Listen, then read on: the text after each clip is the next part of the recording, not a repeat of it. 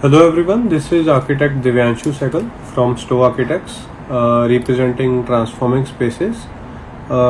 आज हम डिस्कस करेंगे डिज़ाइन के बारे में। एक इंट्रोडक्शन है ये डिज़ाइनिंग के बारे में। डिज़ाइनिंग बेसिकली इंटीरियर्स में भी होती है, एक्सटीरियर पे भी होती है। एक्सटीरियर की जो होती है वो सारी प्लानिंग के साथ इन्वॉल्व होती है, उसको हम कहते हैं आर्किटेक्चरल डिज़ाइन। सो जो इंटीरियर की डिज़ाइन होती है जनरली वो भी तकरीबन आर्किटेक्ट्स ही करते हैं या डिज़ाइनर्स करते हैं, तो उसको हम इंटीरियर डिज़ाइन बोलते हैं। सो ये वेरी करते हैं हर तरीके की बिल्डिंग टू बिल्डिंग, राइट। जैसे हमारे पास टोटल 5 तरह के बिल्डिंग्स होती हैं, जिसमें से एक है हेल्थ केयर, जिसमें हॉस्पिटल्स आते हैं, हेल्थ केयर सिस्टम, उसमें हेल्थ केयर इंटीरियर्स होते हैं। सेकंड है इंस्टीट्यूशनल, तो इसमें आपके कोई भी इंस्टीट्यूशनल बिल्डिंग्स जो कि गवर्नमेंट की तरफ से बनती हैं, जैसे कि आपके मेमोरियल्स हो गए या आपके स्टेडियम्स हो गए, कोई भी बड़े प्रोजेक्ट्स वो सब इसमें आते हैं। देन हमारे पास थर्ड है residential, obviously houses, villas, everything. चौथे नंबर पे है कमर्शियल। कमर्शियल में जितने भी आपके रेस्टोरेंट्स आ गए, शॉप्स आ गई, फाइन डाइनिंग, ये सारी चीज़ें जितने भी, ये सब इसमें आते हैं। मॉल भी इसी में आते हैं। सो देन हमारे पास है फिफ्थ में हॉस्पिटैलिटी। इसमें आते हैं आपके होटल बिल्डिंग्स हॉस्पिटैलिटी में। सो ये जो इंटीरियर जिस डिज़ाइनिंग की हम अभी बात करने लगे, ये हर एक में बहुत वेरी करता है एंड हर एक के अपने अपने तरीके होते हैं किसी भी चीज़ को डेवलप करने के। सो इसके बारे में कैसे सोचा जाए, इसको कैसे स्ट्रेस करा जाए, किस तरीके से इसको हम पेपर से रियलिटी में लेकर आए, वो सारी प्रोसेस को हम डिज़ाइन कहते हैं। तो ये डिज़ाइन बेसिकली कुछ एक एथिक्स, जो कि कुछ एक हम कहते हैं कि चीज़ें होती हैं जिससे जिनको पकड़ के हम चलते हैं और उससे हमें समझ में आता है कि हमें क्या चीज़ फाइनली एंड प्रोडक्ट आपको प्रोवाइड करना है। सो जैसे कि रेजिडेंशियल की बात करते हैं, तो रेजिडेंशियल में जो सबसे जो मेन टारगेट होता है हर एक का, जहाँ पे घर के अंदर सबसे ज़्यादा लोग टाइम स्पेंड करते हैं, एक रूम में। सो रूम में बेसिकली जो चीज़ होती है, हमारे पास ऑब्जेक्ट्स होते हैं कुछ जिनको हम टारगेट करके चलते हैं। फॉर एग्जांपल एक बेड, रूम की जितनी भी प्लानिंग है वो बेड के इर्द गिर्द होती है। सबसे पहले बेड प्लेस होता है, उसके हिसाब से ही आपकी इलेक्ट्रिकल की प्लेसमेंट होती है कि स्विचेस कहाँ पे आएंगे, कितनी हाइट पे आएंगे, साइड टेबल्स किस तरीके से होंगे, आपके बेड बैग कैसी सी होगी, बेड बैग सीधी वॉल के साथ होगी या बेड के पीछे हेडबोर्ड होगा और वॉल अलग होगी पीछे। सो ये सारे एस्पेक्ट्स होते हैं जो आपके इंटीरियर डिज़ाइनिंग की तरफ ध्यान देने के लिए ज़रूरी होते हैं। बेड की प्लेसमेंट से आपकी सीलिंग की प्लेसमेंट भी बहुत ज़्यादा जुड़ती है। फॉर एग्जांपल जैसे आपका फ़ैन है, फ़ैन आपका बेड के साथ अलाइंड होना चाहिए ताकि बेड की तरफ हवा आनी बहुत ज़रूरी है। और अगर आपके कमरे का जो साइज़ है उस पर भी ये चीज़ बहुत ज़्यादा डिपेंड करती है कि कितने फ़ैन्स रूम में देने हैं। टीवी पैनल जो आपका होता है वो बेड के साथ आपका अलाइनमेंट में होना चाहिए। ये कुछ एक डिज़ाइन प्रिंसिपल्स हैं जो मैं आपको आगे बताऊंगा। उस बेसिस पे ही ये सारी चीज़ें कैटेगरिकली हम प्लान करके चलते हैं कि कैसे कमरे में एक एक चीज़ की प्लेसमेंट होगी, कैसे उसकी शेप होगी। ये आप खुद भी डिसाइड करते हो शेप के बारे में, पर किस तरीके से उसकी प्लेसमेंट होगी ये एक बहुत ऑर्डर में चलती है सारी चीज़। इसको हम कभी भी ब्लाइंडली नहीं बनाते। ये चीज़ें एक पैटर्न होता है जो एक ऑर्गेनाइज्ड मैनर में हमेशा हम इसको पुट फॉरवर्ड करते हैं। रेजिडेंशियल में जैसे रूम है, रूम के बाद में हमारा जो नेक्स्ट पोर्शन आता है वो है ड्रेसिंग, एंड ड्रेसिंग के बाद होता है वॉशरूम। सो ड्रेसिंग में आपकी वार्डरोब की हाइट्स कितनी है, उसके हिसाब से आपकी सीलिंग किस तरीके से रिस्पॉन्सिवली आपकी बनेगी। जिस तरीके से मैंने आपको लास्ट टाइम लेक्चर दिया था रिस्पॉन्सिव आर्किटेक्चर के बारे में, वैसे ही रिस्पॉन्सिव इंटीरियर्स होने भी बहुत ज़रूरी हैं कि जो आपके पास ग्रीन स्पेस बाहर थी उस हिसाब से उसको रिस्पॉन्ड करके एक आर्किटेक्ट ने आपका घर रेडी कर दिया। अब उसके बाद जो इंटीरियर्स करने हैं वो डिज़ाइनर या आर्किटेक्ट नहीं, ज़्यादातर आर्किटेक्ट्स ही इंटीरियर करते हैं तकरीबन यहाँ हमारे कंट्री में। तो वो जो इंटीरियर्स करने हैं वो किस तरीके से रिस्पॉन्सिवली करने हैं, तो वो आपको बिल्डिंग को रिस्पॉन्ड करना होता है इंटीरियर्स में। तो फॉर एग्जांपल आपकी स्लैब की हाइट कितनी है, उसके नीचे से वायरिंग के लिए कितनी जगह चाहिए, आपके बीम कितने डाउन आ रहे हैं। बीम इज बेसिकली जो मेंबर आपका स्लैब को होल्ड करता है, राइट। कॉलम्स आपके वर्टिकल मेंबर होते हैं, बीम आपका हॉरिजॉन्टल मेंबर होता है। इस पे भी मैं आऊँगा, एक क्वेश्चन था इस पे, सो जो हमने स्टोरी में पुट फॉरवर्ड करा था, तो वो I will explain that as well.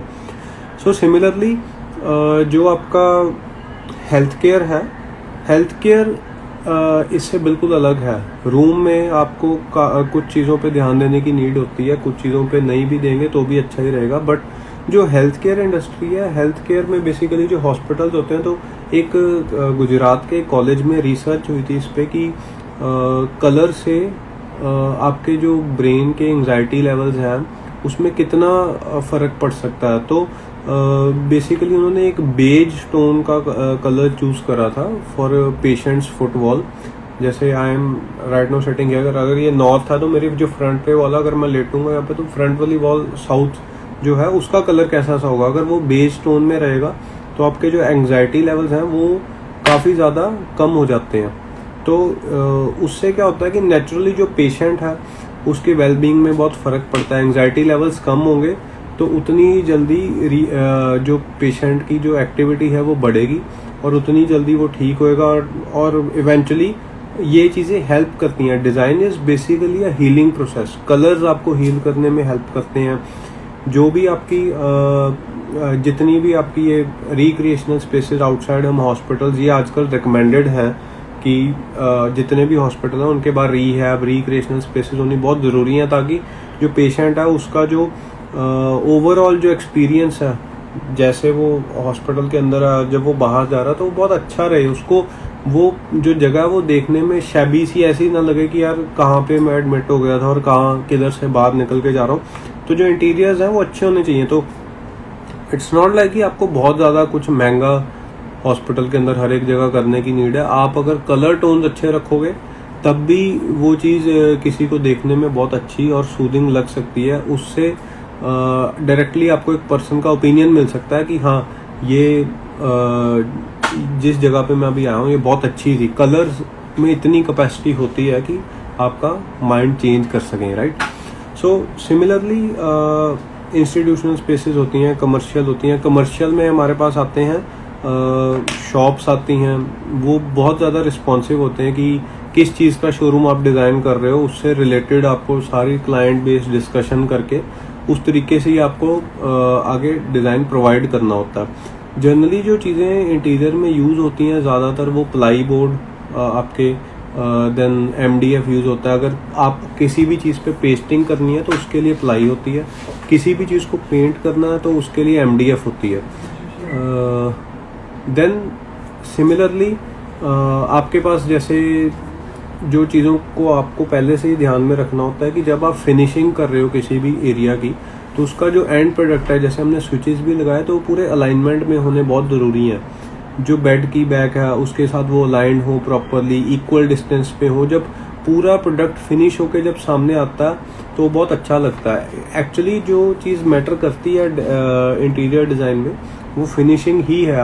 हम लोग इतने अच्छे अच्छे डिज़ाइन ऑनलाइन देखते हैं, वो इसीलिए इतने अच्छे हैं क्योंकि जो चीज़ पेपर पे बनी थी वो एग्जैक्ट वैसी ही बन के निकली है, प्लस उसकी फिनिशिंग बहुत ज़्यादा अच्छी है। अगर आपके प्रोडक्ट की फिनिशिंग अच्छी नहीं होगी, कुछ भी अरेंज्ड नहीं होगा, सब इधर उधर बिखरा पड़ा है, कुछ भी चीज़ सेटल्ड नहीं है, तो वो डिज़ाइन नहीं है, वो बस एक काम चलाऊ सी चीज़ है। उस पर हम ये नहीं कह सकते कि ये प्रॉपरली इसको एक प्रॉपर एक वे में एक प्रोसेस के थ्रू इसको बनाया गया। सो पेपर से लेकर जो हमारे सामने जो आउटपुट निकलता है उस चीज़ को उस पूरी प्रोसेस में से निकलने की जो एक फेज़ है उसको हम डिज़ाइन कहते हैं। सो डिज़ाइनिंग जो है वो कुछ एस्पेक्ट्स पे होती है, कुछ प्रिंसिपल्स पे होती है। ये प्रिंसिपल्स आपको जनरली वैसे बुक्स वगैरह से भी काफ़ी पता लग जाएंगे, जैसे कि एक फ्रांसिस डीके चिंग की एक बुक है उसमें मेंशन करे भी हुए हैं। ये जो प्रिंसिपल्स हैं ये सिर्फ इंटीरियर डिज़ाइन के नहीं होते, ये architecture as well as interior दोनों के लिए वैलिड होते हैं। सो ये सिर्फ डिज़ाइन के प्रिंसिपल्स होते हैं जो कि इट्स वैलिड, ये हर एक चीज़ पे वैलिड होते हैं। जैसे कि इनका एक प्रिंसिपल है जिसे हम कहते हैं एक्सिस। सो एक्सिस बेसिकली जैसे मैंने आपको बताया कि एक रूम में बेड की प्लेसमेंट कर रहे हैं तो वो एक एक्सियल वे से, यानी कि एक तरीके से होनी चाहिए, सीधी सेंटर ऑफ द रूम, इस तरीके से उसको प्लेस करना। अगर आपने चेयर्स के लिए जगह छोड़नी है तो उसकी एक्सिस हिल जाएगी।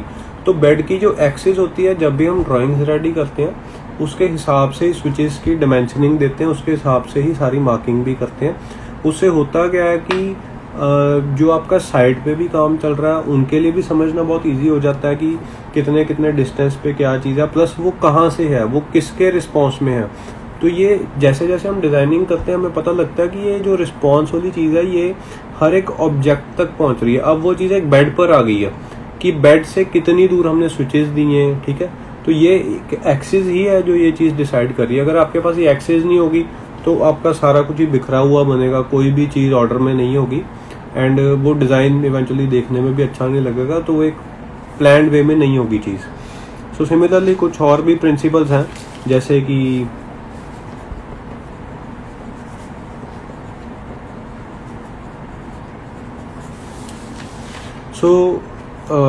One of them is rhythm.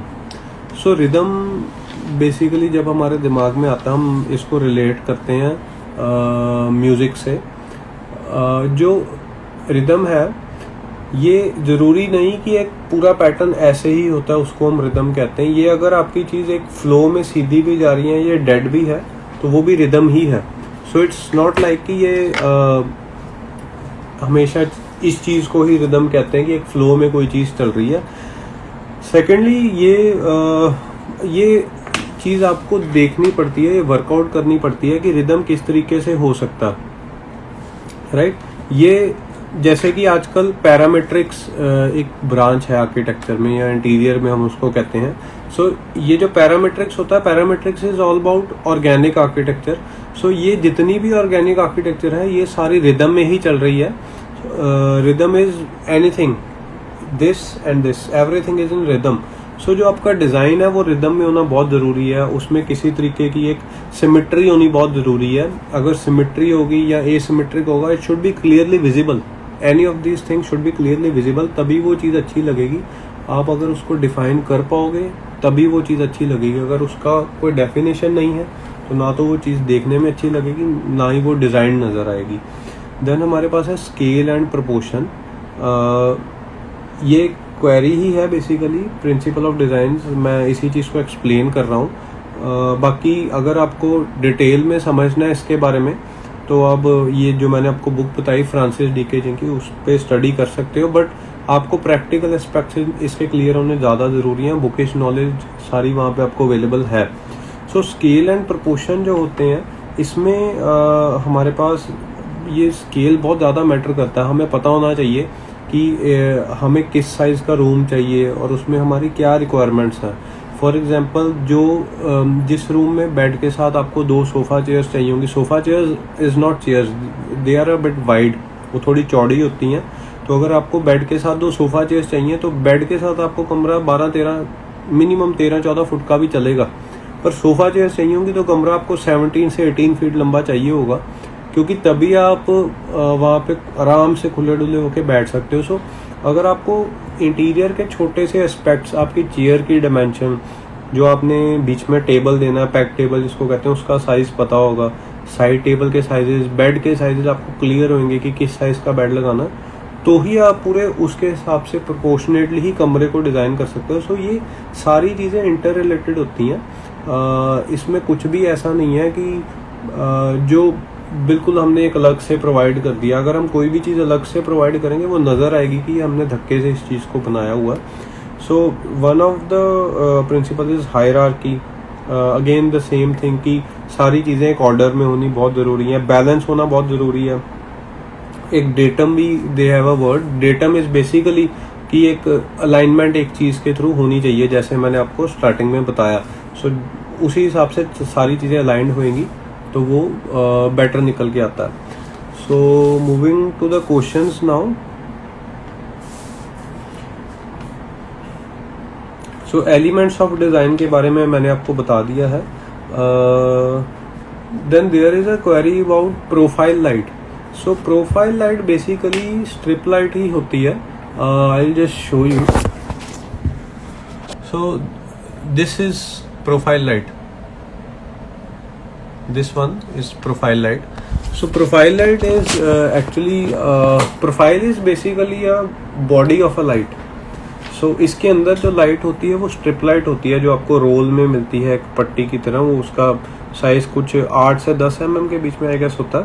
तो ये लाइट आपकी प्रोफाइल के बीच में हम लगाते हैं इसको. तो प्रोफाइल आपकी एल्युमिनियम की होती है एंड उसके ऊपर एक फिल्म कैप करते हैं, उसके अंदर इस लाइट को रखते हैं. एंड ये ड्राइवर के साथ लगती है, एक डब्बी होती है जो इसके जो करंट कितना उसके अंदर आ रहा है उसको कंट्रोल करती है. तो अगर वो ड्राइवर ख़राब होएगा तो आपको नया लेना पड़ेगा. लाइट कभी भी ख़राब होती नहीं है, जनरली ड्राइवर ही ख़राब होता है. तो सेकेंडली ये लाइट आपकी ज़्यादातर यूज़ होती है सीलिंग्स में, और आजकल वॉल्स पे भी काफ़ी यूज़ हो रही है, एलिवेशंस में भी काफ़ी दे रहे हैं जो वाटरप्रूफ आती है. पर ये इसकी लाइट कंजम्पशन काफ़ी ज़्यादा है इस लाइट की. सो इवेंचुअली इसकी कंजम्पशन बढ़ेगी. एंड उसकी वजह से क्या होगा कि जितनी आपकी बिल्डिंग की कंजम्पशन बढ़ेगी, सस्टेनेबिलिटी ऑब्वियसली कम होगी. सो उसको कोई बेनिफिट नहीं है इतनी ज़्यादा हैवी वोल्टेज की लाइट इतनी ज़्यादा यूज़ करने का. प्लस ये 2 तरीकों में आती है. एक 120 LEDs होते हैं एक स्ट्रिप में, और एक में 250 या 240 LEDs होते हैं. जो 200-250 से 200 वाली LED वाली होती है वो बेटर रहती है, क्योंकि उसका प्रॉपर फ्लो होता है उसकी लाइट का. पर जो 120 वाली है वो बीच बीच में फ्लिकर करती है, तो उसका कोई बेनिफिट नहीं है. सो आई सजेस्ट कि आप यूज़ करो प्रॉपर फ्लो वाली यूज़ करो, वो बेनिफिशियल भी रहेगी. प्लस एक लिमिट में यूज़ करो, क्योंकि ये लाइटिंग सिर्फ एम्बियंस के लिए हम दे सकते हैं. जहाँ तक बात है आपकी मेन लाइटिंग की, वहाँ पे हम ये चीज़ नहीं प्रोवाइड कर सकते. रीज़न बीइंग क्योंकि मेन लाइटिंग जो आपकी होती है वो फोकस्ड होती है काफ़ी, या कुछ इसमें भी एक दिन हम डिस्कशन करेंगे लाइटिंग कैसी कैसी होती है. जो स्ट्रिप लाइट होती है ये सिर्फ एम्बियंस के लिए होती है. तो आप COBs वगैरह या सरफेस लाइट्स हम यूज़ करते हैं ज़्यादा. ये 3 तरह के कलर्स में आती हैं, 4K, 3K एंड 6K. तो ये it's another topic. But still ये जो आप लाइटिंग का आपकी क्वेरी थी उससे रिलेटेड मैं कहूँगा कि इसका यूज़ कीजिए, मिनिमल कीजिए, या इसको वॉल वॉशर या जितने भी आपके वॉल हाईलाइटिंग डिज़ाइन है वहाँ पे यूज़ करिए. अगर आप सीधा करेंगे तो इसका इतना फ्लो नहीं होगा. ये वॉल्स को इनडायरेक्ट लाइटिंग में ज़्यादा काम आती है, राइट.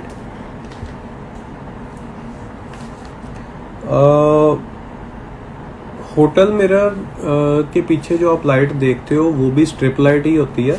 वो इनडायरेक्ट लाइट, इसी को ही अगेन इनडायरेक्ट लाइट ही हम कहते हैं, स्ट्रिप लाइट को ही.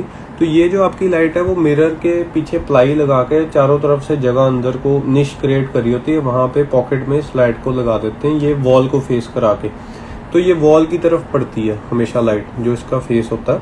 तो ये इससे क्या होता है कि वो आपको फ्लोटिंग लगता है कि मिरर जैसे आगे की तरफ आया हो. वो इफेक्ट क्रिएट करने के लिए होती है. कुछ जगह पे ये लाइट मिरर पे भी लगाते हैं, फ्रंट पे ही इसको एम्बोस कर देते हैं. कुछ मिरर्स भी रेडीमेड आते हैं तो उनके पीछे लाइट लगा के ऊपर से उतना पोर्शन फ्रॉस्ट करके मिरर पे लाइट प्लेस कर देते हैं. तो ताकि वो आपको मेकअप वगैरह या जो कुछ ऐसे यूजेस हैं उसके लिए आपको हेल्पफुल रहती है लाइट. तो उससे आपके फेस पे ग्लो बहुत आता है लाइट से, तो ईजिली विजिबल होता है सारा कुछ आपको, राइट. वास्तु के रिगार्डिंग क्वेरी है. वास्तु में जब हम बात करते हैं तो ये it's all about directions. Waste facing house एक पर्टिकुलर वे से बनता है, ईस्ट फेसिंग हाउस एक पर्टिकुलर वे से बनता है. घर की जो जनरली एंट्री जो होती है वो प्रेफर्ड होती है कि आप ईस्ट साइड से करो, राइट. नॉर्थ ईस्ट साइड से एंट्री प्रेफर्ड होती है घर की. सो बट ये हर केस में चीज़ अवेलेबल नहीं होती. सो उसको सेटल डाउन करने के, कुछ चीज़ों को किस तरीके से हमने अरेंज करना है, हर एक चीज़ का एक तरीका होता है. जैसे किचन की प्लेसमेंट ईशान कोण में होती है. देन आपकी स्टेयर केस की प्लेसमेंट एक वो क्लॉकवाइज होनी बहुत ज़रूरी है. प्लस घर के किस एरिया में कितना लोड डालना है, साउथ वेस्ट में ज़्यादातर बेटर रहता है जितना लोड डालना है. बाकी की अगर आपको कोई वास्तु के रिगार्डिंग क्वेरीज है आप मेरे को डायरेक्टली थ्रू दिस पेज आप कांटेक्ट कर सकते हो. I will be able to help you from there. So question there was this question on our story regarding lintel and beam. So there were two options. So the query is basically, the contractor is placing a horizontal member over a large opening to support the load above in a wall he is building. What is the horizontal member called? Contractor basically, ठेकेदार एक horizontal member place कर रहे हैं एक बड़ी building में किसी opening को सपोर्ट करने के लिए जिसके ऊपर दीवार भी आएगी. तो ये हॉरिजॉन्टल मेंबर को हम क्या कहेंगे? इसमें चार ऑप्शंस थी जिसमें से दो तो रूल आउट कर दी. Stud is something else. Key stone आपकी आर्चेस के बीच में यूज होता है. बीम और लिंटल हमारे पास दो ऑप्शंस है जो इंटरेस्टिंग है. इसका आंसर लिंटल ही है क्योंकि ये वॉल का लोड उठा रहा है, पर lintel is a sort of beam as well. So ये क्वेश्चन थोड़ा सा हर बार बुकिश नॉलेज भी ठीक नहीं होती है. सो इसमें एक ये चीज़ है जिसे हमें देखना ज़रूरी है कि बीम और लिंटल एक ही चीज़ें होती हैं, पर बीम स्लैब को सपोर्ट करता है, लिंटल इज़ अ बीम जो वॉल को सपोर्ट करता है. सो ये आप डायरेक्टली वॉल को सपोर्ट करता है. जैसे आपने एक ओपनिंग दी वॉल के बीच में, तो उसके ऊपर जितनी दीवार बची उसको सपोर्ट करने के लिए हम जो बीम डालते हैं उसको हम लिंटल कहते हैं. सो ये सवाल का जवाब ये है कि आपको इस चीज़ का हमें इतना ज़्यादा इस चीज़ को नहीं सोच के चलना चाहिए कि जो चीज़ हमने किताब में पढ़ी है वही चीज़ बिल्कुल 100% ठीक है.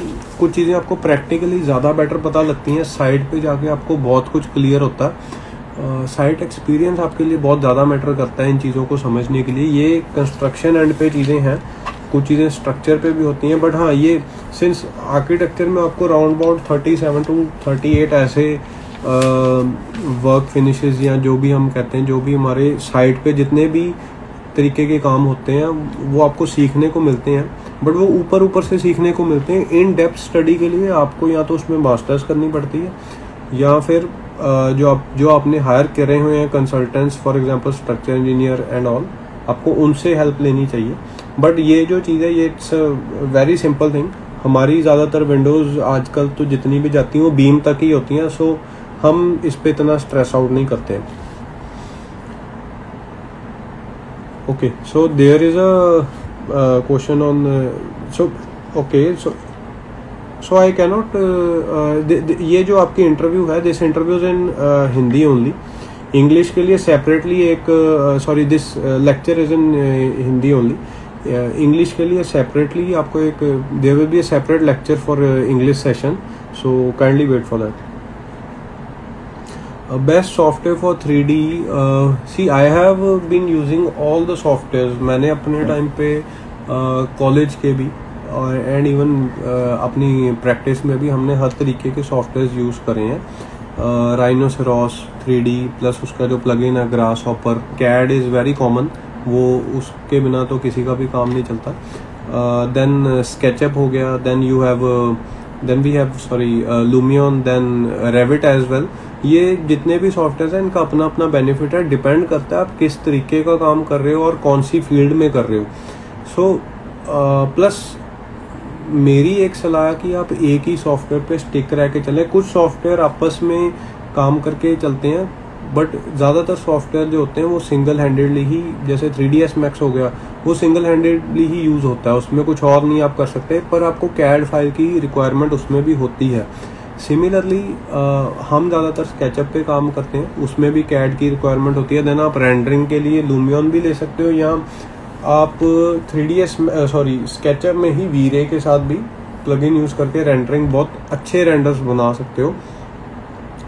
और सॉफ्टवेयर आपको आना इसलिए बहुत ज़्यादा ज़रूरी है क्योंकि अगर आपको सॉफ्टवेयर आता होगा, आपको प्लानिंग, आपको सारे कोर एरियाज़ के बारे में नॉलेज होएगी, तो आप वर्चुअली बिल्डिंग घर पे बैठे बैठे ही रेडी कर सकते हो. आपको पता होगा कि कल को आपकी बिल्डिंग में क्या इश्यूज आ सकते हैं, स्टेयर केस कैसे जा रही है, कहाँ पे जाके लैंडिंग बन रही है आपकी, किस तरीके से आपके स्लैब्स मिल रहे हैं, कितनी आपने जो लेंटर के ऊपर हम भर्ती डालते हैं वो कितनी डालनी है. ये चीज़ें आपको सेक्शंस में और 3D में बहुत जल्दी पता लग जाती हैं. तो आप यू आर अवेयर अबाउट कि बिल्डिंग में क्या क्या चीज़ें हो रही हैं और उसे किस तरीके से आपने कल को हैंडल करना है. आपको पता होता है कि कल को कहाँ पे कॉन्ट्रैक्टर को प्रॉब्लम आएगी और आप किस तरीके से उसको जाके गाइड कर सकते हो. सॉफ्टवेयर्स का बेनिफिट ही तब है, आपको सिर्फ क्लाइंट को 3D नहीं दिखाने होते, आपको खुद, आपके खुद के लिए भी वो चीज़ हेल्पफुल होनी बहुत ज़रूरी है, ताकि वो आपकी भी जो डिज़ाइन प्रोसेस है उसमें भी आपकी हेल्प करे। क्योंकि हर एक पर्सन के पास मॉडलिंग के लिए मटेरियल इजीली अवेलेबल नहीं होता, बट सॉफ्टवेयर सबके पास होते हैं। अगर आप स्केचअप में किसी ब्लॉक को, एक वाइट ब्लॉक को भी बनाओ, उसको किस तरीके से प्लान करो प्रॉपरली, तो आपको पता लग जाएगा कि हाँ, हम हमारी बिल्डिंग के अंदर हम क्या क्या चीज़ें हैं जिनसे प्ले कर सकते हैं। सो आपकी डिज़ाइन प्रोसेस काफ़ी बेहतर हो जाती है, right. So last question is on colour scheme. Colour scheme basically जो हमारी होती है, ये जैसे हम फोटोशॉप यूज़ करते हैं या कोई भी फ़ोटो एडिटिंग सॉफ्टवेयर को यूज़ करते हैं, तो उसमें कुछ कलर्स होते हैं। फॉर एग्जांपल कुछ वार्म शेड्स होते हैं जिसको हम येलो में ले जाते हैं, कुछ कूल शेड्स होते हैं जो ब्लूइश टोन में आ जाते हैं। देन एक होता है डीसैचुरेटेड, ब्लैक एंड वाइट, मोनोक्रोम। सो ये कलर स्कीम, ये जब हम इन चीज़ों की एडिटिंग करते हैं तब हमारे जो नर्व सेल्स होते हैं वो भी इस चीज़ पे ज़्यादा स्ट्रेस करते हैं कि कौन से कलर हैं जो आपस में एक आइडियल कॉम्बिनेशन बना रहे हैं। 360 की अगर हम कलर्स की प्रोबेबिलिटी देखते हैं तो इसका तो कोई अंत ही नहीं है। सो जितने भी कलर्स मार्केट में चल रहे हैं, उन कलर्स को अगर हम स्ट्रेस करेंगे तो हम कभी भी नए कलर्स यूटिलाइज नहीं कर पाएंगे। हम ज़्यादातर ऑनलाइन इमेजेस को देख के ही रिसर्च कर करके अपने तरीके से कलर्स बना लेते हैं, पर एक्चुअल में ऐसा नहीं होना चाहिए। आपको हर चीज़ को एक वाइट कैनवस पे लेके चलना चाहिए कि किस तरीके से हम कलर ऊपर से काउंटर कर सकते हैं, कैसे बेड का कलर होगा, कैसे आपकी वॉल का कलर होगा। फर्नीचर का कलर बहुत मैटर करता है। अगर आपका पूरा घर वाइट है तो आपके फर्नीचर का कलर क्या है, टेबल का कलर क्या है, ये सारी चीज़ें बहुत मैटर करती हैं। तभी आपका डिज़ाइन जो है वो बहुत रिस्पॉन्सिव लगेगा। हर एक चीज़ आपस में जुड़ी हुई है, हर एक चीज़ आपस में कनेक्टेड है।